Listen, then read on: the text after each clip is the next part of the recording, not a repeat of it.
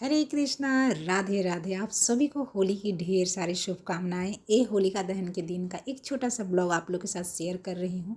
जैसा कि आप सबको पता है कि मैं बिहार से आती हूँ और कोई भी फेस्टिवल ऐसा होता है जिसके बारे में मैं बताती हूँ कि बिहार में कौन सा फेस्टिवल किस तरह से मनाया जाता है। तो बिहार में वैसे होलिका दहन के दिन होलिका दहन किया जाता है, लेकिन मैं उड़ीसा में रहती हूँ तो उड़ीसा में होलिका दहन नहीं किया जाता है, इसलिए मैं घर में ही अच्छे से पूजा कर लेती हूँ और मन में सोचती हूँ कि होलिका दहन मैं कर रही हूँ, होलिका दहन में शामिल हो रही हूँ। होलिका दहन का मतलब होता है कि आपके अंदर या आपके आसपास जो भी बुरे लोग हैं, जो भी बुराई नेगेटिविटी, सब को उसमें स्वाहा कर दीजिए। तो मैं भी वही चीज़ सोच करके कि जो गंदे लोग मेरे आसपास हैं, मेरे आजू बाजू में जो लोग गंदे लोग हैं, सब इसी भस्म हो जाए, इसी आग में जल के।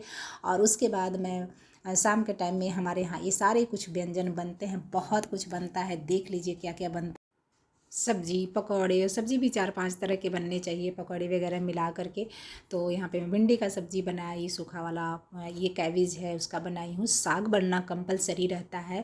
और उसके बाद चना का पकौड़ी बनाया जाता है। पकौड़ी भी बहुत वैरायटी का, चने का, प्याज का, आलू का, आपकी जो भी मर्जी। यहाँ पे मैं लौकी का, आलू का, प्याज का और चने का बनाई थी। और हमारे यहाँ ये जो चना है ना, सूखा मतलब हरा वाला चना का, क्योंकि इस समय हरे वाले चने का सीजन, हरे वाले चने का बनता है। लेकिन हमारे बिहार में ये सारी चीज़ें मिलती है, उड़ीसा में हरा चना नहीं मिलता है, इसलिए मैं हमेशा जो सूखा वाला चना होता है उसी को मैं फूलने के लिए डाल देती हूँ। और उसी को मैं, वही चीज़ है कि हरा वाला सोच करके खा लेती हूँ। देखो, जैसा देश वैसा भेष करना पड़ता है। तो और ये देखिए, मैं कढ़ी बनाने के लिए यहाँ पे पकौड़ी बना रही हूँ। कढ़ी भी आज के दिन बनता है, तो बहुत कुछ बनता है। 4 से 5 घंटे होलिका दहन के दिन हम जो गृहिणी होते हैं, घर में जो किचन में जो काम करती हैं, उनको 4 से 5 घंटे पक्का उनका किचन में ही जाता है। किचन में उनको कुकिंग करते करते ही उनका मन भर जाता है और कुछ उसके बाद खाने पीने का मन नहीं करता है। 1-2-4 दिन पहले हम लोग सोचते हैं कि इतने सारी वैरायटी बनेंगे, ये बनेंगे, वो बनेंगे, हम लोग खाएंगे। लेकिन जो किचन में काम करती हैं ना, बनाते बनाते उनका वहीं पे मतलब वो खुशबू से ही उनका पेट भर जाता है।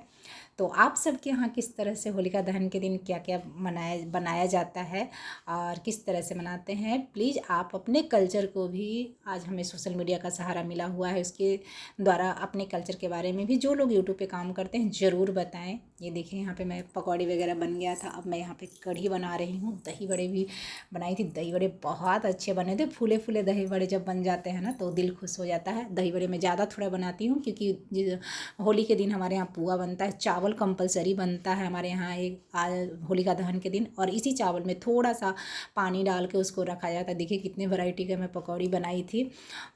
तो चावल में पानी डाल के इसलिए मैं रखा जाता है ना, क्योंकि इस दिन मौसम, मतलब ये होली के टाइम में सीज़न चेंज होता है, तो गर्मी अभी आने वाली होती है। तो पानी डाल के रखने से होता है ना कि जब हम उस चावल को खाते हैं ना तो हमारे पेट को ठंडक देता है। तो हमारे पूर्वजों ने हमारे जो भी कल्चर, जिस तरह से जो भी परंपराएं बनाए गए हैं ना, कुछ कहीं ना कहीं उसके पीछे कुछ ना कुछ रीज़न है, तभी बनाए गए हैं। तो मैं तो आप सबको कहूँगी, घर में आपको टाइम मिले ना मिले, क्योंकि आजकल सारी लेडीज जो हैं वर्किंग हो गई हैं, तो थोड़ा सा, या वर्किंग नहीं भी हैं तो थोड़ा लेजी होती हैं, उतना ज़्यादा ये सारी चीज़ों पे ध्यान नहीं देते। लेकिन मैं तो कहूँगी कि ना, इन सारी चीज़ों पे ध्यान दीजिए, ताकि आगे आने वाले जो जनरेशन है ना, इस चीज़ को समझे, जाने और इसको फॉलो करें। हमारे फेस्टिवल जो हमारे पूर्वजों ने इतना सहेज के समेट के मतलब एक खूबसूरती होती है कोई भी फेस्टिवल में ना कुछ बहुत अच्छा उमंग होता है, उसको हम सब बरकरार रखें। और ये हमारी उनकी तरफ से बहुत बड़ा एक गिफ्ट है, तो उसको हम उस धरोहर को संभाल के हमें रखना चाहिए, ताकि हमारे आने वाले जनरेशन जो भी है, क्योंकि देखो हम जो कर रहे हैं वो मैं क्या कर रही हूँ, मैं जो भी चीज़ें करती हूँ ना, मैं कितनी भी बिजी रहती हूँ, फिर भी मैं ये सारी चीज़ें टाइम निकाल करके बनाती हूँ, क्योंकि हमें ना उस ओर खींच के ले जाता है कि हमारी मम्मी ये चीज़ें करती थी। तो आज के दिन ना कितना भी रहता है ना, तो फिर भी मैं कुछ ना कुछ बना ही लेती हूँ। वही चीज़ें मेरे बच्चे देखेंगे तो वो भी याद करेंगे कि अच्छा, होलिका दिन के दिन तो मेरी मम्मा ये बनाती थी, तो ये आज के दिन ये बनना चाहिए। तो ये चीज़ें होनी चाहिए। तो आप सभी अपने कल्चर को बनाएं, मनाएं, ताकि आपके बच्चे उस चीज़ों को सीखें। तो मिलती हूँ फिर, तब तक के लिए happy Holi to all of you.